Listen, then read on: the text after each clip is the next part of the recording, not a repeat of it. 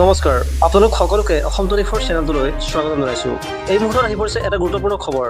জনপ্ৰিয় কণ্ঠশিল্পী জুবিন গাৰ্গৰ প্ৰতিচ্ছবিক লৈ সৃষ্টি হোৱা বিতৰ্কই পুনৰ নতুন মূৰ লৈছে। জুবিন গাৰ্গৰ এখন প্ৰতিচ্ছবিত প্ৰচাৰ কৰাৰ অভিযোগত তীব্ৰ সমালোচনাৰ সন্মুখীন হোৱা পুলক কলিতা নামৰ এজন যুৱকে এইবাৰ ৰাজহুৱাভাৱে নিজৰ ভুল স্বীকাৰ কৰি ক্ষমা বিচাৰিছে। ঘটনাটোত পোহৰলৈ অহাৰ পিছতে এই সামাজিক মাধ্যমত তীব্ৰ প্ৰতিক্ৰিয়াৰ সৃষ্টি হয়। জুবিন গাৰ্গৰ অনুৰাগীকে ধৰি বহু লোকে এই ঘটনাক অসমীয়া সংস্কৃতি আৰু এজন সন্মানীয় শিল্পীৰ প্ৰতি অপমানজনক আচৰণ বুলি অভিহিত কৰে। বিভিন্ন সংগঠন আৰু সচেতন মহলেও ঘটনাটোৰ তীব্ৰ নিন্দা জনায়। এই বিতৰ্কৰ মাজতে পুলক কলিতাই ধূপ চাকি জ্বলাই জুবিন গাৰ্গৰ প্ৰতিচ্ছবিৰ সন্মুখত ৰাজহুৱাভাৱে ক্ষমা প্ৰাৰ্থনা কৰে। তেওঁ কয় যে তেওঁৰ আচৰণে অসংখ্য লোকৰ অনুভূতিত আঘাত দিছে আৰু তাৰ বাবে তেওঁ আন্তৰিকভাৱে অনুতপ্ত। মানে মই কালি যোৰহাটৰ ফালৰ পৰা আহি আছোঁ, তাৰপৰা মোৰ ঘপককৈ প্ৰস্ৰাৱ কৰিব লাগিলে এইডোখৰতে। মই বাছখনৰ পৰা নামি এইফালে পটককৈ প্ৰস্ৰাৱ কৰিবলৈ গুচি আহিলোঁ। প্ৰস্ৰাৱ কৰিলে মানে মই ফটোখন নেদেখিলোঁ একচুৱেলি, মই সেইটো মিছা কথা নকওঁ। আৰু মানে মোৰ কিডনী দুবাৰ অপাৰেশ্যন আছে, প্ৰস্ৰাৱ কৰিব লাগিলে ৰখাব নোৱাৰোঁ। মই আপোনাৰ এইটো চুকাফা হস্পিটেললৈ কোৱাইছোঁ, আপোনালোকক যদি লাগে ইনফৰ্মেশ্যন লৈ ল'ব পাৰিব তাত সুধি। মই মিছা কথা কোৱা নাই আৰু জানি শুনি মই এইটো ভুল কৰা নাই। মানে মোৰ ঘৰ এইডোখৰতে ওচৰতে গৰিচাকৰ নামডাঙত। জুবিন দাক মই বহুত ভাল পাওঁ। মোৰ প্ৰফাইলটো খুচৰি চাওক, তেওঁৰ লগত একেলগে সেই আমাৰ ৰুদ্ৰসাগৰ ৰিজৰ্টত বৰশী বাই থকা একেলগে ফটো মাৰ চব আছে। আজি এসপ্তাহ হোৱা নাই জুবিন ক্ষেত্ৰৰ পৰা আহিছোঁ, গুৱাহাটী গৈছোঁ, আহোঁতে সোমাই আহিছোঁ।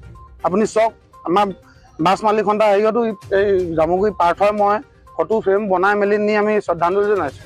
ইমানকণ মানে শ্ৰদ্ধা তেওঁৰ প্ৰতি আছে। এইটো মই নজনাত ভুলত হৈ গ'ল, আমাৰ ফটোখন দেখি এইটো কাম কৰা নাই। মানে ভুল হৈছেতো এতিয়া অনুশোচনা হ'বই। মই মানে ৰাইজে যিটো বিচাৰিছিলে মই সেইটো কৰি দিলোঁ, কিন্তু মোৰ গাত অকণো একদম মই অন্তৰৰ পৰা কৈছোঁ, মোৰ ৱাট 1% ভুল নাই। মই মানে মন নকৰিলোঁ, গাড়ীখন পৰা ঘপককৈ ৰ'দত নামি দিলোঁ নাই। নামি দিওঁতে মানে মই ৰ'দৰ পোহৰত পম্পিব নোৱাৰিলোঁ একচুৱেলি, নহ'লে এইটো ভুল কৰা মানুহ মই নহয়।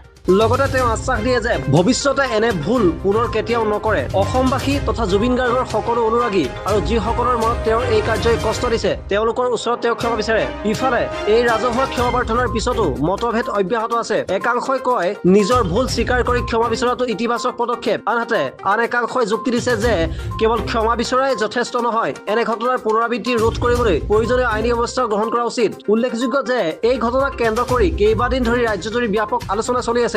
সামাজিক মাধ্যমত অসংখ্য মন্তব্য, সমালোচনা আৰু প্ৰতিক্ৰিয়া অব্যাহত আছে।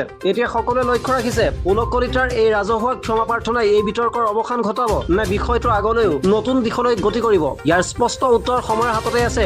এই ঘটনাৰ সম্পৰ্কে আপোনাৰ মতামত কি মন্তব্যৰ জৰিয়তে জনাব। লগতে এনে নিৰ্ভৰযোগ্য আৰু তৎক্ষণাত সংবাদ লাভ কৰিবলৈ আমাৰ অসম 24 সৈতে সংযুক্ত হৈ থাকক।